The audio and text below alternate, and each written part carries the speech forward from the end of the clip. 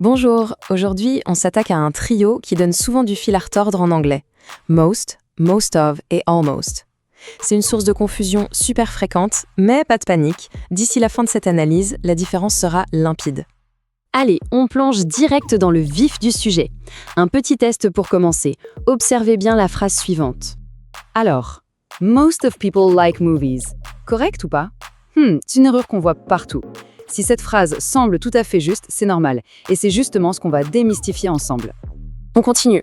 Deuxième exemple, tout aussi courant. Et là, almost friends live here. Encore une fois, ça sonne presque bien, hein, mais il manque un petit quelque chose.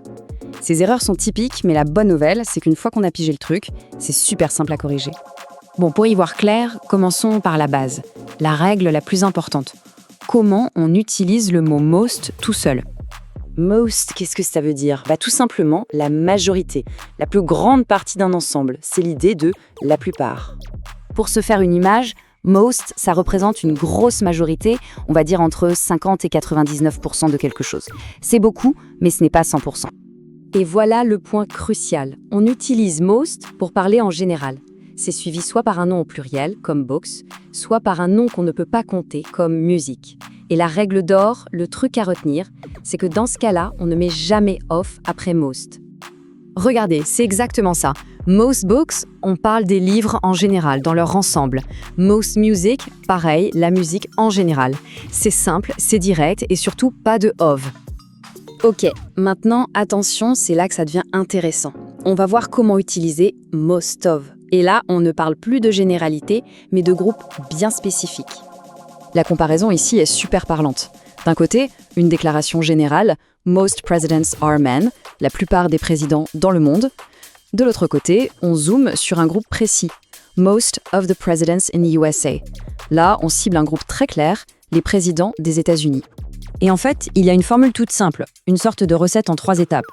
On commence avec most of, on ajoute un petit mot-clé, ce qu'on appelle un déterminant, comme the, my ou his, et on termine avec le nom du groupe spécifique. C'est tout. Par exemple, most of my friends. On ne parle pas de n'importe quels amis, mais bien d'un groupe précis, le mien, mes amis. C'est ce petit my qui rend le groupe spécifique et qui, du coup, déclenche l'utilisation du of. Et bien sûr, comme souvent, il y a des expressions toutes faites. La plus connue, c'est most of the time, qui veut dire la plupart du temps. Ça, c'est un classique à mémoriser et à utiliser sans hésiter. Parfait. Maintenant qu'on maîtrise la différence entre most et most of, on est prêt à passer au niveau supérieur. Parlons maintenant de almost. L'expression almost all ressemble beaucoup à most dans sa construction grammaticale. La vraie différence, c'est l'intensité. Avec almost all, on n'est plus dans la simple majorité, on est dans la quasi-totalité. On frôle les 100%. Pour bien visualiser la chose, most, c'est une grande part du gâteau. Mais almost all, c'est quasiment tout le gâteau, il ne reste qu'une toute petite miette. On est vraiment tout proche de la totalité. Et la super bonne nouvelle, c'est que la logique qu'on vient de voir s'applique aussi ici. Si on veut parler d'un groupe spécifique, on va utiliser almost all of the. Exactement de la même façon qu'on utilisait most of the. Exactement comme dans cette phrase « Almost all of the people in my class ». On parle bien d'un groupe spécifique, les gens de ma classe, et on insiste sur le fait que c'est vraiment la quasi-totalité d'entre eux qui sont sympas.